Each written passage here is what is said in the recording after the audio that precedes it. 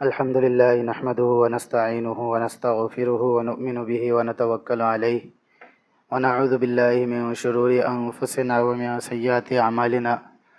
من يهده الله فلا مضل له ومن يضلله فلا هادي له ونشهد أن لا إله إلا الله وحده لا شريك له ونشهد أن سيدنا ومولانا محمدا عبده ورسوله أما بعد فاعوذ بالله من الشیطان الرجیم بسم اللہ الرحمن الرحیم من عمل صالحا من ذکر او انثى وهو مؤمن فلنحيينه حیاة طیبة وقال الله سبحانه وتعالى ولو ان اهل القرى آمنوا واتقوا لفتحنا عليهم بركات من السماء والارض وقال الله سبحانه وتعالى والذين آمنوا وعملوا الصالحات اولئك اصحاب الجنة هم فيها خالدون صدق الله العظيم وقال النبي صلى الله عليه وسلم ليس منا من لم يرحم صغيرنا ويوقر كبيرنا ويأمر بالمعروف وينهى عن المنكر أو كما قال عليه الصلاة والسلام۔ میرے انتہائی قابل احترام واجب الاحترام دوستو بزرگ عزیزو، قرآن اور حدیث میں جہاں کہیں بھی ایمان کا تذکرہ آپ کو ملے گا، اسی کے فوراً بعد عمل کا بھی تذکرہ ملے گا۔ جہاں کہیں بھی قرآن میں آپ پڑھیں گے یا احادیث میں جہاں اللہ تبارک و تعالیٰ ایمان لانے کا تذکرہ فرما رہے ہوں گے، اسی کے فوراً بعد اعمال کے کرنے کا بھی تذکرہ آپ کو ملے گا۔ یعنی ایمان لانا اور نیک عمل کرنا، اس پر اللہ تبارک و تعالیٰ نے کامیابی کا وعدہ رکھا ہے آخرت میں۔ اس لیے جہاں کہیں بھی ایمان کا تذکرہ آئے گا تو اس کے فوراً بعد اعمال کا بھی تذکرہ آئے گا، جیسے ان الذین آمنوا وعملوا الصالحات، کہ ایمان لاؤ اور نیک عمل کرو، تو یہ دونوں تذکرے آپ کو ساتھ میں ملیں گے۔ اس سے پتہ چلا کہ صرف علم ہونا اور ایمان ہونا اور اسلام کے احکامات معلوم ہونا کافی نہیں ہے، بلکہ ان پر عمل کرنا یہ بھی ضروری ہے۔ جیسے آیت میں اللہ تبارک و تعالیٰ فرما رہے ہیں من عمل صالحا من ذکر او انثى وهو مؤمن، کہ جو شخص نیک عمل کرے حال یہ کہ وہ مومن ہو، پھر چاہے وہ مرد ہو یا عورت ہو، اگر وہ ایمان کی حالت میں نیک عمل کریں گے تو اللہ تبارک و تعالیٰ فرما رہے فَلَنُحْيِيَنَّهُ حَيَاةً طَيِّبَةً، تو ہم ان کو پاکیزہ زندگی عطا فرمائیں گے،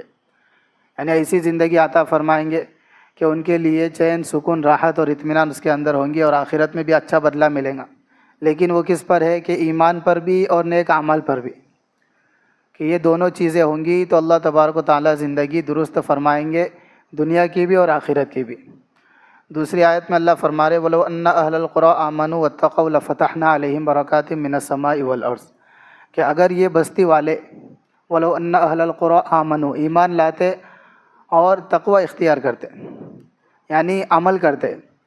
اللہ تبارک و تعالیٰ سے ڈرتے، گناہوں سے اپنے آپ کو بچاتے، اگر یہ بستی والے ایسا کرتے تو ہم ان کے لیے آسمان اور زمین سے برکت کے دروازے کھول دیے ہوتے۔ آسمان اور زمین میں برکت کے دروازے ہم ان کے لیے کھول دیں گے اگر یہ بستی والے کیا کریں گے، ایمان لائیں گے اور تقوی اختیار کریں گے۔ تیسری آیت میں اللہ فرما رہے وَالْعَصْرِ إِنَّ الْإِنسَانَ لَفِي خُسْرٍ، قسم ہے زمانے کی، بے شک سارے انسان خسارے میں ہے، إِلَّا الَّذِينَ آمَنُوا وَعَمِلُوا الصَّالِحَاتِ، سوائے ان لوگوں کے جو ایمان لائے، نیک عمل کرے۔ یہاں پر بھی ایمان کے ساتھ نیک عمل کا تذکرہ ہے، ایمان لائے، نیک عمل کرے اور حق کی تلقین کرے، حق کی دعوت دے اور صبر کی تلقین کرے۔ تو اس آیت میں بھی، اس صورت میں بھی ایمان اور اعمال، نیک اعمال کا تذکرہ ہے، جس پر اللہ تبارک و تعالیٰ نے فرمایا کہ اگر کوئی انسان خسارے میں نہیں ہے، نقصان میں نہیں ہے، تو وہ ہے جو نیک عمل، ایمان بھی لا رہا ہے اور اس کے ساتھ ساتھ نیک اعمال بھی کر رہا ہے۔ چوتھی آیت ہے والذین آمنوا وعملوا الصالحات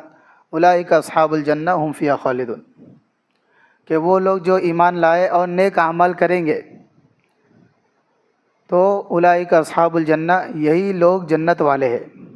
یعنی ایسے لوگوں کے لیے جنت اللہ تبارک و تعالیٰ نے تیار کی ہے، ہم فیہا خالدون، کہ اس میں وہ ہمیشہ ہمیشہ رہیں گے۔ یعنی ان آیتوں سے پتہ چل رہا ہے کہ ایمان بھی لانا ہے اور ساتھ ساتھ میں نیک اعمال بھی کرنا ہے، یعنی علم بھی ہو اور اس کے ساتھ عمل بھی ہو۔ علم کی حقیقت عمل ہی ہے، یعنی آدمی کے پاس علم تو ہے لیکن اس کی زندگی میں عمل نہیں ہے، تو اس کا سارا علم کیا ہے، بلکہ وہ اپنے آپ کو قیامت کے دن ملامت کرے گا۔ ایک آدمی کہ کسی کے پاس علم تو بہت ہے لیکن عمل نہیں ہے زندگی میں، زندگی عمل سے خالی ہے، تو قیامت کے دن افسوس کرے گا اور اپنے آپ کو ملامت کرے گا کہ علم کے باوجود اس نے عمل کیوں نہیں کیا۔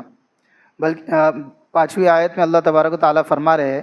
وبشر الذین آمنوا وعملوا الصالحات ان لهم جنات تجری من تحتها الانہار، کہ خوشخبری ہے ان لوگوں کے لیے جو ایمان لائے اور نیک عمل کرے، ایسے باغات کی جن کے نیچے سے نہریں بہتی ہے۔ یعنی جنت کی خوشخبری اللہ تبارک و تعالیٰ دے رہے ان لوگوں کو جو ایمان لائے اور نیک عمل کرے۔ تو اس آیت میں بھی ایمان اور نیک اعمال، عمل صالح کا تذکرہ ہے۔ جب تک کسی انسان کی زندگی میں نیک عمل نہیں ہوں گے، اس وقت تک قیامت کے دن اس کی نجات کے لیے کامل طور پر کافی نہیں ہے۔ یعنی ایمان تو ہے لیکن عمل نہیں ہے، عمل اس کی زندگی میں نہیں ہے، تو قیامت کے دن وہ کامل طور پر کامیاب نہیں ہو سکتا۔ صرف ایمان ہونے کی وجہ سے جنت میں ایک وقت آئیں گا کہ چلے جائیں گا، لیکن عمل نہ کرنے کی وجہ سے اس عمل کے گناہ پر اس کو جہنم میں کتنی دیر رہنا پڑے گا اس کا اندازہ ہم دنیا میں نہیں لگا سکتے۔ ہاں ایک وقت آئیں گا کہ بھائی ایمان والا ہے، کلمہ زبان سے پڑھا ہے، زبانی طور پر اس نے کلمہ پڑھا ہے، تو ایک وقت آئیں گا کہ بھائی اللہ تبارک و تعالیٰ اس کو جہنم سے نکال کر کے جنت میں ڈال دیں گے، لیکن بڑے بڑے اعمال، نیک اعمال نہ کرنے کی وجہ سے اس کا گناہ اتنا ہوگا کہ بھائی کتنی دیر اس کو جہنم میں رہنا پڑے گا اس کا اندازہ ہم نہیں لگا سکتے۔ اس وقت اگر دیکھا جائے دنیا کے اندر تو نیک لوگ کیا ہے، بڑھ رہے ہیں۔ یہ بھی ہے کہ صلحاء کی تعداد بھی بڑھ رہی ہے، حفاظ کی تعداد بھی بڑھ رہی ہے، علماء کی تعداد بھی بڑھ رہی ہے، مدارس کی تعداد، مکاتب کی تعداد، جگہ جگہ دیندار لوگ بھی بڑھتے ہوئے نظر آ رہے۔ کثرت سے لوگ پچھلے حج کی تعداد دیکھیں گے تو یعنی اگلے والے حج کی تعداد پچھلے سے بڑھی ہوئی رہتی ہے کہ بھائی اس سال اتنے سارے حاجی تھے کہ بھائی پچھلے سال بھی اتنے نہیں تھے، یعنی حاجیوں کی تعداد بھی کیا ہو رہی ہے، بڑھ رہی ہے۔ تو اگر کسی چیز دیکھا جائے تو ہر چیز کی تعداد بڑھ رہی ہے، لیکن اگر کسی چیز کی کمی نظر آ رہی ہے تو وہ عمل کی کمی نظر آ رہی ہے۔ یعنی بہت سارے لوگ بڑھتے جا رہے، نیک لوگ، صلحاء لوگ، اگر کوئی چیز کم ہوتی جا رہی ہے تو وہ کیا ہے، عمل ہے۔ یعنی عمل سے زندگی کیا ہوتی جا رہی ہے، خالی ہوتی جا رہی ہے۔ کہ عمل زندگی میں ہوں گے تو اس کے بعد کیا ہوں گی، ہمارے لیے کامیابی ہوں گی۔ اور صحابہ کی زندگی میں اگر غور کریں گے، دیکھا جائیں گے تو اس زمانے میں نہ اتنی مدارس کی تعداد تھی، نہ مکاتب کی اتنی تعداد، نہ نیک لوگ اتنے تھے۔ یعنی ایک حد تھی مسلمانوں کی بھی، مسلمانوں کی تعداد میں بھی اتنی زیادہ تعداد نہیں تھی، حفاظ علماء یہ بھی اتنے سارے نہیں تھے۔ یعنی آج کے مقابلے میں اتنے سارے علماء، حفاظ اس زمانے میں نہیں تھے، لیکن عمل کے اعتبار سے وہ بالکل کیا تھے، پابند تھے۔ جس چیز کا علم ان کو ہوتا تھا اس پر کیا کرتے تھے، عمل کرتے تھے، اس لیے وہ کیا تھے، دنیا میں بھی کامیاب تھے اور آخرت میں بھی کیا رہیں گے، کامیاب رہیں گے۔ آخرت کی کامیابی کی دلیل قرآن میں ہمیں مل جاتی کہ اللہ تبارک و تعالیٰ ان سے فرما رہے کہ اللہ ان سے راضی ہو گیا اور وہ بھی کیا ہو گئے، اللہ سے راضی ہو گئے۔ لیکن دنیا بھی ان کے لیے کیا تھی، کامیابی تھی۔ اس کی وجہ کیا تھی، وہ جو بھی سنتے تھے، جو بھی ان کو علم ہوتا تھا، آپ صلی اللہ علیہ وسلم جس چیز کا بھی ان کو حکم دیتے تھے اس پر کیا کرتے تھے، فوراً عمل کرنے کی کوشش کرتے تھے۔ آدمی کیا ہو جاتا، آدمی عمل سے محروم کیوں ہوتا، یعنی اگر دیکھا جائے تو آدمی کیا ہو جاتا، عمل سے محروم ہو جاتا ہے۔ عمل سے محرومی کیوں ہوتی ہے، یعنی جب آدمی کسی عمل سے محروم ہوگا تو ڈائریکٹ محروم نہیں ہوگا، سب سے پہلے اس عمل کو ہلکا سمجھتا، استخفاف اس عمل کا اس کے دل کے اندر آ جائے گا، اور جیسے ہی ہلکا پن آئے گا پھر آدمی اس عمل سے کیا ہو جاتا، محروم ہو جاتا۔ پہلے ہلکا پن آئے گا، اس کے بعد محرومی کا سلسلہ کیا ہو جاتا، اللہ تبارک و تعالیٰ کی جانب سے شروع ہو جاتا ہے۔ اس لیے علم کے بعد عمل جس کی زندگی میں ہوں گا وہی آدمی کیا ہوں گا؟ کامیاب ہوں گا۔ اور سب سے بنیادی چیز جو ہے، آدمی کی ساری ترقی علم کے بعد عمل میں رکھی ہے۔ اللہ تبارک و تعالیٰ نے آدمی کی ساری ترقی علم کے بعد عمل میں رکھی ہے۔ مولانا یوسف صاحب رحمۃ اللہ علیہ کا اچھا پیارا جملہ فرماتے تھے، مستری کے فن سے آدمی اسی وقت تک فائدہ اٹھائیں گا جب تک کہ وہ فن عمل میں ہوگا، اور جیسی عمل ختم ہو جائے گا، مستری کا فن جب عمل میں نہیں ہوگا تو پھر اس سے کیا ہے، وہ مستری بھی فائدہ نہیں اٹھا سکتا۔ ڈاکٹری کا فن جب عمل میں ہوگا تب کیا کر سکتا ڈاکٹر، اس عمل سے فائدہ اٹھائیں گا۔ اگر صرف معلومات ہے، صرف دوائی کے جان لینے سے آدمی کا بخار ختم نہیں ہو جاتا، صرف دوائی کا علم رکھنے سے سر کا درد ختم نہیں ہو جائے گا۔ دوائی کو حلق کے نیچے اتارنے کا عمل اور مجاہدہ کرنا پڑتا ہے، پانی پینا پڑے گا اور اس دوائی کو حلق کے نیچے اتارنا پڑے گا، تب کیا ہوگا، بخار اور سر درد ختم ہوگا۔ اگر ایسا نہیں کریں گا تو پھر صرف دوائی کے نام تو بہت معلوم ہے، لیکن نہ اس سے نام معلوم کرنے سے، بلکہ علماء نے لکھا ہے کہ صرف جیسے مثال کے طور پہ سیڑھیاں گننے سے آدمی منزل کے اوپر نہیں پہنچ جائے گا، کہ ایک آدمی نیچے رہ کر کے سیڑھیاں گن رہا اور اس کے پاس ساری سیڑھیاں، یعنی کتنی سیڑھیاں ہے، 100 سیڑھیاں اس کے علم میں آ گئی کہ یہاں پر 100 سیڑھیاں ہے، تو صرف اتنا جاننے سے کیا اوپر پہنچ جائے گا؟ تو علم تو بہت ہے، وہ سب کو معلوم ہے نماز پڑھنا، لیکن صرف جاننے سے کیا ہوگا، فائدہ نہیں ہوگا جب تک کہ اس پر کیا ہو، عمل نہ ہو۔ اس لیے فرماتے تھے کہ بھائی صرف علم ہونے سے، کہ بھائی جتنی دنیا کا بھی علم ہے تو جب تک اس کو عمل میں نہیں آئیں گے، اس وقت تک یہ دنیا کی چیزوں سے بھی ہم فائدہ نہیں اٹھا سکتے۔ چاہے جائے کہ آخرت کا دن، اس کے لیے تو علم کے بعد عمل کیا ہے، ضروری ہے۔ علماء نے لکھا ہے کہ حضرت ابو درداء رضی اللہ تعالیٰ عنہ کا قول ہے، تعلموا ما شئتم ان تعلموا، کہ تم جو سیکھنا چاہتے ہو سیکھ لو۔ حضرت ابو درداء رضی اللہ تعالیٰ عنہ فرماتے ہیں کہ تم جو سیکھنا چاہتے ہو سیکھ لو، لیکن اللہ تبارک و تعالیٰ تمہیں نفع نہیں دیں گا تمہارے سیکھنے پر جب تک کہ تم اپنے سیکھے ہوئے پر عمل نہ کر لو۔ تم جتنی بھی چیزیں سیکھ رہے ہو سیکھ لو، اچھی بات ہے، لیکن اپنے سیکھے ہوئے پر تمہیں فائدہ اللہ تبارک و تعالیٰ اسی وقت دیں گے جب تک کہ تم اپنے سیکھے ہوئے پر کیا کر لو، عمل نہ کر لو۔ یعنی جو بھی چیز آدمی سیکھ رہا ہے اور اپنے علم میں، اس کے علم میں ہے، تو اس کو چاہیے کہ کیا کرے، اس پر عمل کرے۔ عبداللہ ابن مسعود رضی اللہ تعالیٰ عنہ فرماتے ہیں، باتیں تو تمام لوگ بہت اچھی اچھی کرتے ہیں، بہت سارے لوگ اچھی اچھی باتیں کرنے والے مل جائیں گے، ہے نا، کہ نماز کے بارے میں بھی اس کو بہت ساری معلومات ہے، گناہ سے بچنے کے بارے میں بھی، اللہ تبارک و تعالیٰ کے ڈر کے بارے میں بھی اس کو علم ہے، لیکن اچھی اچھی باتیں کر رہا ہے، لیکن جس کا عمل اس کے قول کے مطابق ہوگا، عبداللہ ابن مسعود فرماتے ہیں، وہی آدمی کیا ہوگا، کامیاب ہوگا۔ آدمی کا قول اور اس کا فعل برابر ہونا چاہیے، کہ اگر اس کے قول اور اس کے فعل میں کیا ہوگا، تضاد ہوگا، تو وہ آدمی کیا ہوگا، کہ بھائی آدمی کا قول ایک ہے اور اس کے عمل اس کے کیا ہے، خلاف ہے، تو ایسا انسان قیامت کے دن اپنے آپ پر کیا کرے گا، ملامت کرے گا اور افسوس کرے گا کہ میں بولتا تو تھا لیکن اس بول پر کیا تھے، میرے عمل نہیں تھے۔ یعنی علم کے بعد، ایمان کے بعد اس پر کیا ہے، عمل ضروری ہے، تاکہ آدمی کیا ہو جائے، کامیاب ہو جائے۔ صحابہ کی زندگی میں جو بات تھی، ان کی کامیابی کا جو راز تھا وہ یہی تھا کہ جو بھی سنتے تھے اس پر کیا کرتے تھے، فوراً عمل کرتے تھے۔ عبداللہ ابن عمر کے بارے میں مسلم شریف کی حدیث ہے کہ عبداللہ ابن عمر آپ صلی اللہ علیہ وسلم نے سنا، آپ صلی اللہ علیہ وسلم سے انہوں نے ایک بات سنی کہ جب بھی کوئی آدمی رات کو سوئے تو اس کی وصیت اس کے سرانے لکھی ہوئی ہونی چاہیے۔ آپ صلی اللہ علیہ وسلم نے فرمایا مجلس میں عبداللہ ابن عمر سے کہ جب بھی کوئی آدمی رات کو سوئے تو اس کی وصیت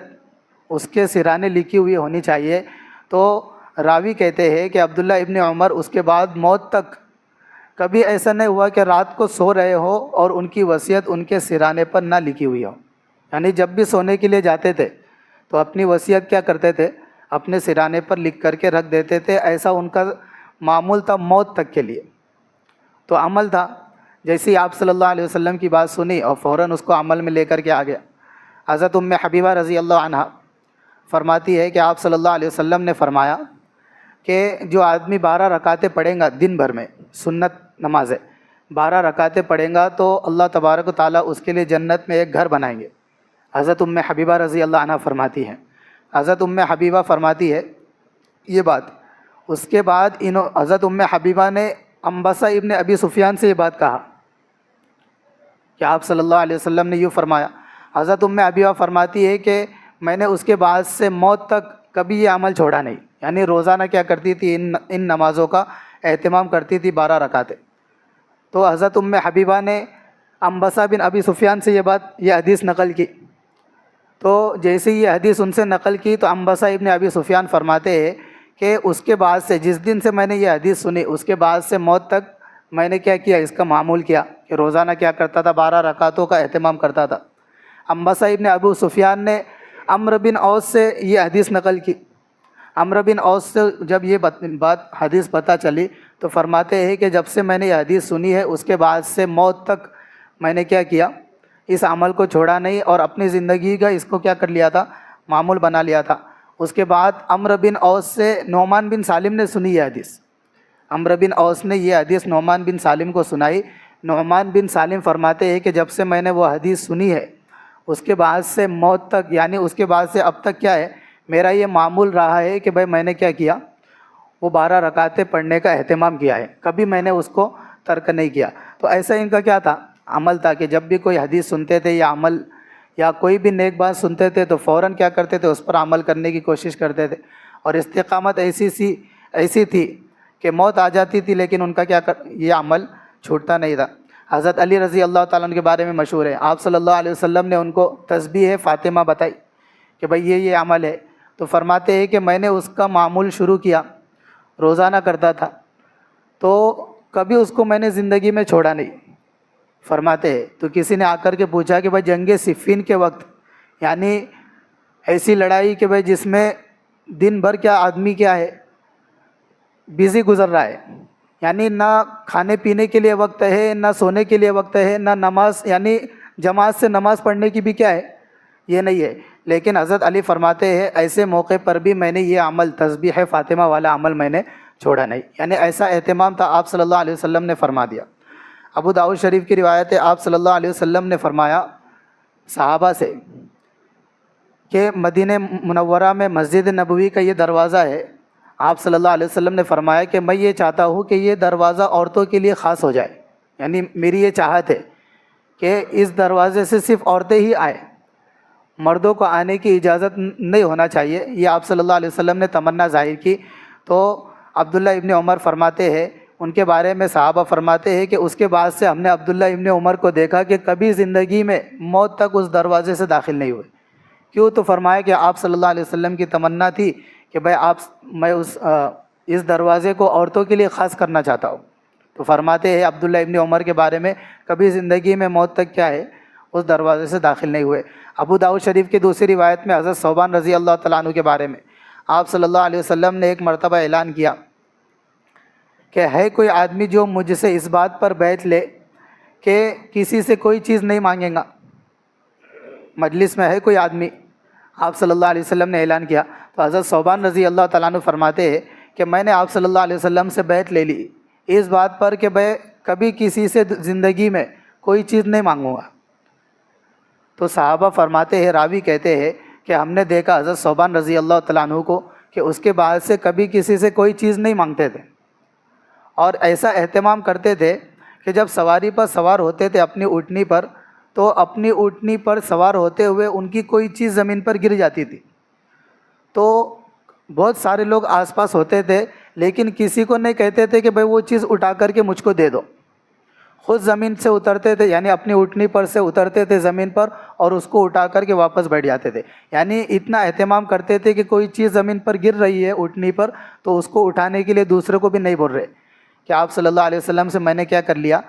عہد کر لیا، بیعت لے لی کہ بھائی کسی سے کوئی چیز نہیں مانگوں گا۔ ترمذی شریف کی روایت ہے، آپ صلی اللہ علیہ وسلم کے سامنے مجلس لگی ہوئی تھی، آپ صلی اللہ علیہ وسلم کے سامنے ایک صحابی نے ڈکار لے لی، تو آپ صلی اللہ علیہ وسلم نے فرمایا کہ اپنی ڈکار کو ہم اس مجلس سے اور ہم لوگوں سے کیا رکھو، دور رکھو، اس لیے کہ قیامت کے دن سب سے زیادہ بھوکا وہ آدمی رہے گا جو سب سے زیادہ پیٹ بھر کر کے کھاتا ہے، بلکہ روایت میں ہے کہ جو ڈکار لینے والا آدمی ہے، یعنی اتنا کھانا کھایا کہ بہت زیادہ کھانے کی وجہ سے کیا کر رہا ہے، ڈکار لے رہا ہے، قیامت کے دن سب سے زیادہ بھوکا یہ انسان رہے گا۔ ترمذی شریف کی روایت ہے۔ تو راوی صحابی فرماتے ہیں، جو اس روایت کے راوی ہے، فرماتے ہیں کہ ہم نے اس صحابی کو دیکھا، ان صحابی کا نام بھی آیا ہے بعض روایتوں میں، ابو جحیفہ رضی اللہ تعالیٰ عنہ، فرماتے ہیں کہ اس کے بعد سے موت تک کبھی پیٹ بھر کر کے نہیں کھائے، اور اس کی وجہ یہ تھی کہ پیٹ بھر کر کے کھاؤں گا تو ڈکار آ جائیں گی، اور ڈکار آ جائیں گی تو پھر اس وعید میں کیا ہو جاؤں گا، میں داخل ہو جاؤں گا، اس لیے ان کا معمول رہا موت تک کبھی پیٹ بھر کر کے انہوں نے کھانا نہیں کھایا۔ تو میرے دوستو، یہ ان کی زندگی میں کیا تھا، عمل تھا، ایمان بھی تھا، نیک عمل بھی تھے، اور علم بھی تھا، اور اس کے بعد عمل بھی تھا۔ تو یہی ان کی کامیابی کی کیا تھی، وجہ تھی کہ بھائی جو کچھ ان کی زندگی میں نیک عمل اور علم ہوتا تھا، اس کے بعد کیا کرتے تھے، اس پر فوراً عمل کرتے تھے۔ اسی لیے ہماری ذمہ داری ہے ہر مسلمان کی کہ بھائی دین کو جانے بھی، دین پر عمل بھی کرے، اور اس کو دوسروں تک پہنچانے کی فکر بھی کرے۔ جب تک آدمی دوسروں تک پہنچاتے رہیں گا تو خود بھی کیا رہیں گا، اس پر عمل کرتے رہیں گا۔ کہ کئی بڑی بڑی جانیں اور بڑی بڑی مالیں، یعنی ایسی ہستیاں اس دین کے لیے کیا ہو گئی ہے، ان کی جانیں بے قیمت اور بے حیثیت ہو کر کے کیا ہے، رہ گئی ہے، کہ ہماری جان مال تو ان کے سامنے کوئی حیثیت نہیں رکھتی ہے۔ یعنی ایسا مرنا ہوتا تھا صحابہ کا، اور ایسا جان مال ان کا لگتا تھا اللہ کے دین پر، کہ حضرت جبرائیل علیہ السلام آپ صلی اللہ علیہ وسلم کی خدمت میں آ کر کے کہہ رہے کہ اے اللہ کے نبی، کس کی موت ہوئی ہے آج، کس کا انتقال ہوا؟ تو آپ صلی اللہ علیہ وسلم گھبرا کر کے کھڑے ہوئے اور کہنے لگے کہ بھائی کس کا انتقال؟ تو حضرت جبرائیل علیہ السلام کہنے لگے، جس کا بھی تمہارے صحابہ میں سے جس کا بھی آج انتقال ہوا ہے،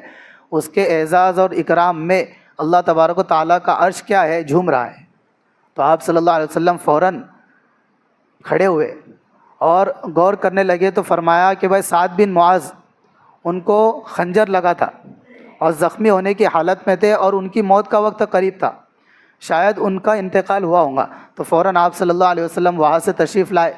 اور دوڑتے ہوئے سعد بن معاذ کی خدمت میں حاضر ہوئے، اور آ کر کے دیکھا کہ ان کا کیا ہو چکا تھا، انتقال ہو چکا تھا۔ تو آپ صلی اللہ علیہ وسلم، صحابہ فرماتے ہیں کہ آپ صلی اللہ علیہ وسلم ان کے کمرے میں داخل ہوئے، حضرت سعد بن معاذ کے علاوہ اس کمرے میں کوئی نہیں تھا، پھر بھی آپ صلی اللہ علیہ وسلم ایسا داخل ہو رہے تھے کہ بھائی ایک دوسرے کو ہٹا رہے، کسی کو، آدمی جب داخل ہوتا تو جیسے کسی کو آگے بڑھنے کے لیے ہٹاتا ہے، تو آپ صلی اللہ علیہ وسلم اس طرح کیا ہو رہے تھے، اس کمرے میں داخل ہو رہے تھے۔ تو صحابہ نے پوچھا کہ اللہ کے نبی، آپ اس طرح داخل ہو رہے تھے اور آپ جا کر کے اکڑو بیٹھ گئے؟ تو آپ صلی اللہ علیہ وسلم نے فرمایا کہ تم خالی دیکھ رہے تھے کمرے کو، میں تو کمرے کو فرشتوں سے بھرا ہوا دیکھ رہا تھا، اور اس طرح میں اس لیے داخل ہو رہا تھا کہ بھائی کمرے کے اندر ایک جگہ خالی نہیں تھی، فرشتوں سے کیا ہے، پورا کمرہ بھرا ہوا تھا، اور جیسے ہی میں جا کر کے بیٹھتا تو مجھے جگہ بیٹھنے کے لیے بھی نہیں تھی جگہ، وہ تو ایک فرشتے نے اپنا پر تھوڑا سا ہٹایا تو مجھے بیٹھنے کو کیا ہو گئی، جگہ ہو گئی۔ تو ایسی ان کی کیا ہے میرے دوستو، جان لگی ہے، مال لگی ہے، کہ ان کی حیثیتیں اللہ تبارک و تعالیٰ کی یہاں بہت بڑی تھی۔ ہمارے جان اور مال کی تو کوئی حیثیت نہیں ہے، کہ اگر دین پر لگ بھی جائے تو ہماری جان اور مال ایسی قیمتی نہیں ہے کہ بھائی جتنی قیمتی جان مال اس دین پر کیا ہے، اللہ تبارک و تعالیٰ کی لگی ہے۔ آپ صلی اللہ علیہ وسلم کے صحابہ فرماتے ہیں کہ بھائی ہم جنازہ لے کر کے جا رہے تو بڑا ہلکا، تو صحابہ نے پوچھا کہ اللہ کے نبی، سعد بن معاذ تو بڑے بھاری جسم کے تھے، تو ان کا جنازہ اتنا ہلکا کیوں جا رہا ہے؟ آپ صلی اللہ علیہ وسلم نے فرمایا کہ بھائی فرشتے اپنے کندھوں پر ان کا جنازہ کیا کر رہے ہیں، اٹھا رہے ہیں، اس لیے تم کو ان کا جنازہ کیا لگ رہا ہے، ہلکا لگ رہا ہے۔ کہ محرم کا مہینہ ہے اور عاشورے کا دن ہے، لیکن ہم کیا کرتے ہیں، خوشی میں اور کھانے پینے میں گزار دیتے، لیکن ہم کو پتہ ہی نہیں کہ بھائی کیا معاملہ ہوا اس کے پیچھے۔ خاندان نبوت کے 22 افراد کو کیا کر دیا گیا، آج کے دن میں کاٹ دیا گیا، اور ان کی لاشوں پر گھوڑے دوڑائے گئے تاکہ ان کی لاشوں کو پہچانا نہ جا سکے۔ خاندان نبوت کے ایسی قیمتی جانیں تھی۔ صحابہ فرماتے ہیں کہ آپ صلی اللہ علیہ وسلم کے زبان مبارک کو ہم نے حضرت حسن اور حضرت حسین کے منہ میں آپ صلی اللہ علیہ وسلم نے اپنا لعاب مبارک اور اپنی زبان مبارک کو ڈالتے ہوئے دیکھا۔ آپ صلی اللہ علیہ وسلم ان کو بوسہ دیتے تھے، ان کے گال مبارک پر بوسہ دیتے تھے۔ بلکہ عبداللہ ابن مسعود فرماتے ہیں نفل نماز نہیں بلکہ فرض نماز میں ہم نے دیکھا کہ آپ صلی اللہ علیہ وسلم سجدے میں ہوتے تھے، حضرت حسن اور حسین آ کر کے آپ صلی اللہ علیہ وسلم کے اوپر کیا ہو جاتے تھے، سوار ہو جاتے تھے، اور آپ صلی اللہ علیہ وسلم ان کے سوار ہونے کی وجہ سے فرض نماز کا سجدہ کیا کر دیتے تھے، لمبا کر دیتے تھے۔ ہم نے دیکھا آپ صلی اللہ علیہ وسلم کہ ایک مرتبہ رات کے وقت آپ صلی اللہ علیہ وسلم تشریف لائے، صحابہ فرماتے ہیں کہ بھائی آپ صلی اللہ علیہ وسلم کے اوپر چادر تھی، ایک گود میں ایک بچہ تھا اور دوسرے گود میں بھی ایک بچہ تھا۔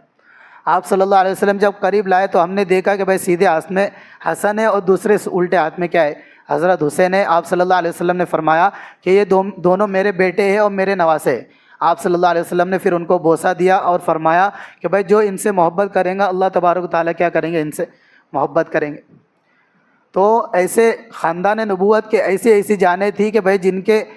لعاب پر جو آپ صلی اللہ علیہ وسلم کے گود میں کھیلا کرتے تھے، لیکن علماء نے لکھا ہے کہ ایسا ان کے خاندان نبوت کے 22 لوگوں کو ایسا کاٹا گیا آج کے دن میں کہ ان کی گردنیں کیا کر دی گئی، ان کے جسم سے الگ کر دی گئی، اور علماء فرماتے ہیں کہ بھائی ان کے جسم پر گھوڑے دوڑائے گئے، تاکہ ابن زیاد نے ان کے جسم پر گھوڑے دوڑائے تاکہ ان کے خاندان کے لوگ ان کو پہچان نہ سکیں۔ جب ان کا سر مبارک حضرت حسین کا جب اس ابن زیاد کے جب دربار میں اور اس کے قلعے میں پہنچا ہے تو آپ صلی اللہ علیہ وسلم کے ایک صحابی وہاں پر موجود تھے، اور وہ اپنی لکڑی سے جب ان کا سر مبارک وہاں تھا تو لکڑی سے ہونٹ مبارک پر کیا کرنے لگا، حرکت دینے لگا، تو وہ صحابی نے چلا کر کے کہا کہ تو اپنی یہ ناپاک لکڑی اس ہونٹوں سے ہٹا۔ آپ صلی اللہ علیہ وسلم کو میں نے دیکھا ہے کہ آپ صلی اللہ علیہ وسلم اپنے ہونٹوں سے اس ہونٹوں پر کیا کرتے تھے، بوسہ دیا کرتے تھے۔ تو ایسی جانیں کیا ہے، حضرت سلمہ رضی اللہ عنہ فرماتی ہے کہ بھائی حضرت حسین کی جب شہادت ہوئی تو میں نے جناتوں کو روتے ہوئے دیکھا ہے،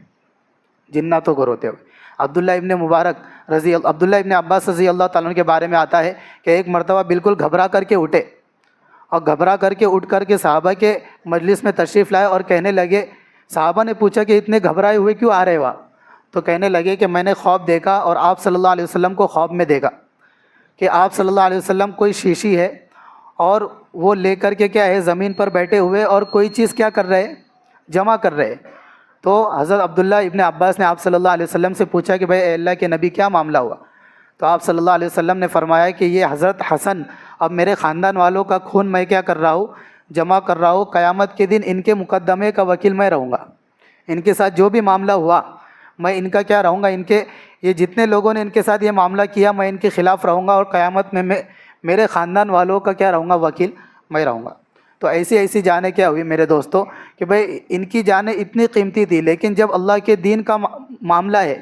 دین کو اپنی زندگی میں لانے کا معاملہ ہے، تو کوئی چیز کیا ہے، ان کی جان بھی ان کے لیے کیا ہے، بے قیمت ہو کر کے چلی گئی۔ تو ہمارے لیے اس سے یہ سبق ہے کہ ہم قربان کر کے تو دیکھیں، ہم قدم اٹھا